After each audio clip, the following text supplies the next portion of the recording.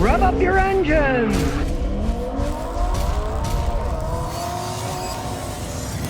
Well, the race for airless tires goes on. People have been working at it for years. Tires that don't have air, if they don't have air, I don't even have to worry about them going flat, right? Well, GM and Michelin have teamed up, and they said they're going to go on production vehicles by 2024. And, of course, Goodyear's joining in the race. And there's a video out there with a Tesla Model 3 with the Goodyear tires that don't have air in them. There's kind of a reason tires have air in them. They work as great shock absorbers and ride well. What I predict is, because I see it all the time, if they ever do start putting them on vehicles 2024, they're going to be a super expensive option. They're probably going to require special rims that cost a fortune, and they will probably ride like crap. It's the air and the rubber bouncing that absorb shocks. If you remember, BMW and some other companies started putting these run-flat tires that even when the air ran out, you could drive them. They had one big problem. They rode like crap. So they put these run-flat tires on BMW so they could drive. When they ran out of air, get a puncture, they still run because they're real hard, right? But they rode like crap, and what's the point of buying a car and put these stupid tires that makes them ride like crap? My forecast on these airless tires is they'll ride like crap, and they'll cost a fortune, and people will say, boy, that was a stupid idea. But of course, the car company's putting all this money in it, and oh yeah, we have airless tires. I don't see that working out all that well. Now, they did have airless tires on the moon, considering the moon has no air, right?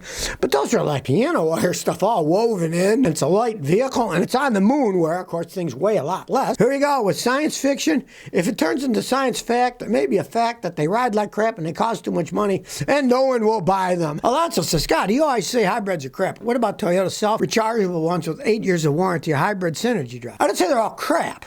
I said that they're extremely over-engineered and they cost a fortune to fix when they break. If you're going to buy a hybrid, buy a Toyota. They make the best hybrid. You know, they've been making the Priuses for 20-something years, and they sold millions of the things. So they know what they're doing, and most of their hybrids are based on that same system, right? Just realize, if you're a cheapskate like me, you're not going to get 300,000-400,000 miles of trouble-free driving. When that battery goes, 8 or 10 grand or more, when the generator goes, that's $8,000 to replace the generator assembly inside it. They're very expensive to repair. You're talking 8 years of warranty. You're talking about buying a brand new car. Well, if you don't mind the price of a brand new car, go ahead. Me, I'm too cheap. I will never buy a new car. They're too much money. You can get them much cheaper when they're used. Look, I bought my wife's Lexus. It was a $38,000 car. It only had 60,000 miles, and I paid $3 grand for it, right? That's how I buy them. I'm not going to buy a new one because I'm too cheap. Ray Gun Infinity says, Scotty, my '09 Corolla rattles at startup. Help. All right. Pray, it's just the timing chain tensioner is carboned up. My friend Bernie, who runs the ATS, Test Solutions in Albuquerque, New Mexico, he's got an oil cleaner that you buy the bottle. Bernie Albuquerque ATS oil cleaning product, and they can sell it to you. You pour it in the engine, you rev it up to about 1,800 RPM, then you shut it off, change the oil and filter. If it goes away, you can thank Bernie and me for fixing your car for $30, right? Now, if it doesn't, and it goes away right after you start it, most guys will live with it. Because in order to fix it, you got to take the engine apart. Now, if it's the timing chain itself, and the noise never goes away, then you're going to have to fix it sooner than later, or the chain will break and destroy the engine. But if it only does it on startup, I've had people drive them years that way. A lot of times that cleaner will fix it and won't even do it then. Keanu Laviana says, which car, 2022 Kia Soul or 2022 Volkswagen Passat? Well, I wouldn't buy either of them, but out of those, I'd definitely buy the Kia first. Because the Kias generally aren't as expensive to repair as Volkswagens. Volkswagens are endless money pit machines. Back in the day, when Adolf was around, they made the Volkswagen people's car, and it was a cheap little car. You could ride around in, but then over the years, Volkswagen got huge. They bought Porsche and Audi. They owned luxury car manufacturers, other ones, and they put all that high technology into their lowly Volkswagens, making them a pain in the butt to fix and super expensive to fix. Out of those, and they break a lot too, I definitely would get the Kia. I get a Toyota or Honda myself. But if you can't find one in the price range, what the heck? You're talking about a brand new Kia Soul. It should last for quite some time. It does have a warranty, and they're not horrendous vehicles, usually. Frank Peter says, where can I buy elbow grease? The same place that you can buy common sense. Inside your head. That is a state of mind. A lot of people nowadays, they're lazy. They don't want to work. They just want to sit and become YouTube millionaires, just talking. Well, I should talk. That's what I do. Hey, it took me 53 years of working on cars to get to this level too. This wasn't an overnight sensation by any stretch of the imagination. But common sense and elbow grease seem to be disappearing. People need to start getting a mindset that maybe I'll work really hard at something, and I'll do logical things. I won't just just say, well, the lottery was just $1 billion. I'll buy another lottery ticket. You know, one person out of hundreds of millions wins the lottery. So your odds are slim to none that you're ever going to win the lottery for any real serious amount of money. So my idea is put some elbow grease and some common sense and get out there and start doing something. The Zoo 251 says, Scotty, I have a 2015 Durango, 3.6, 125,000 miles. I've never changed the tranny fluid. Should I be worried about changing it? Yeah, I would. I wouldn't touch it. I've seen guys change them at that mileage and they start slipping. They don't work at all. American transmissions are different than a lot of the other ones, especially the foreign transmissions. And as they get old and dirty, the extra friction of the dirt helps them work. They work by fluid pressure differential. You put in new slick fluid, a lot of times they'll start slipping. They won't even move anymore or they'll slip like mad. So, no, I'd leave it alone. You get a choice on another one, change it every 30, 40,000 miles, and you won't have to worry about it. But you haven't ever touched it, so leave it alone. It is a Dodge, and the transmission probably will be on its way out soon, no matter what you do. But if you change it now, it may go out right after you change it. I've seen that happen. EEE says, Scotty, what are your thoughts on a Nissan 350Z, 370Z?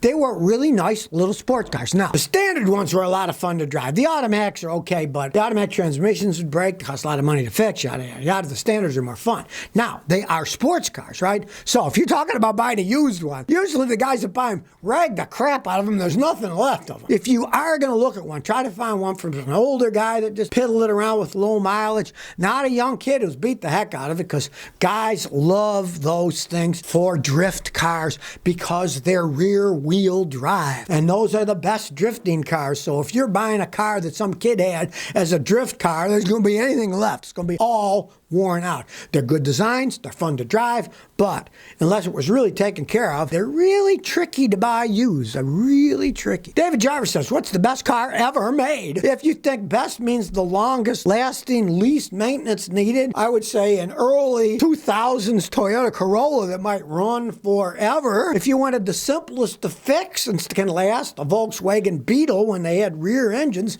and you can change the oil in 2 seconds and everything didn't cost much money as long as you took care of it, you can get a lot of miles. It really depends on what you mean by best. Best is a relative term. And of course, there's price too. You know, the Volkswagen Beetle was cheap, so you got a pretty good deal on it. Ever means a lot of things to a lot of different people. Tim Holcomb says, Scotty, will you move in next door to me? Well, no. I got 2 places, one in Tennessee, one in Rhode Island. I don't need any more. I got grandkids on both sides, so we can spend half the year with each one of them. And, you know, I don't need any more houses. I'm not going to move anywhere. I travel around a lot, but I'm not going to buy any more houses, moving anywhere else. I hate moving stuff. I absolutely hate moving. It is such a pain in the butt, picking it up, moving it around. My son just moved from Norton to Tiverton, Rhode Island, and geez, the hassle of picking that stuff up, paying the movers to move the stuff, and unpacking it. My brother-in-law, he bought his house in Missouri City, Texas, I don't know, 30-something years ago. He said, I'm never buying another house because I'm never moving again. I'm dying in this house. And so far, he's still there. Cole Singletary says, what type of car care products do you use? Well, actually, I use just about every single one of them because I'm always trying them out for people to see, is this good, is this bad? I've seen some good ones, some bad ones. But I do have to say, there's a company out there called Lithium, just like the Element, which they happen to give to people who are, have mental problems. They give them lithium to calm them down. Well, for some reason, Lithium does all kinds of stuff, and this company's called Lithium. And they have products that blow me away. I put them on rubber stripping on the windows that were all blotched and faded, and after 2 or 3 treatments, they look like brand new rubber again. They've got paint protectors. They've got interior plastic and leather cleaners that blow you away. They have silicone ones that really shine. Well, it's not cheap stuff. A little bottle might cost you $29. I found the stuff actually does work quite well. You want to protect it, and this company, Lithium, seems to make pretty good stuff. I've tried out there. I'm always trying out new stuff. If I find something better, hey, I'll tell you about it. Sharpshooter says, Scotty, I just got arrested. What should I do? Well, you should start by stopping doing whatever you just did. If you got arrested, you probably did something bad. So my first advice is don't do it again. Were you driving poorly? Drive better. Did you steal something? Stop stealing things. Learn from your mistakes. You don't want to keep making the same mistake over. Oh, you got arrested for some minor thing like jaywalking or something, And in the meantime, hire a good lawyer. So if you never want to miss another one of my new car repair videos, remember to ring that bell.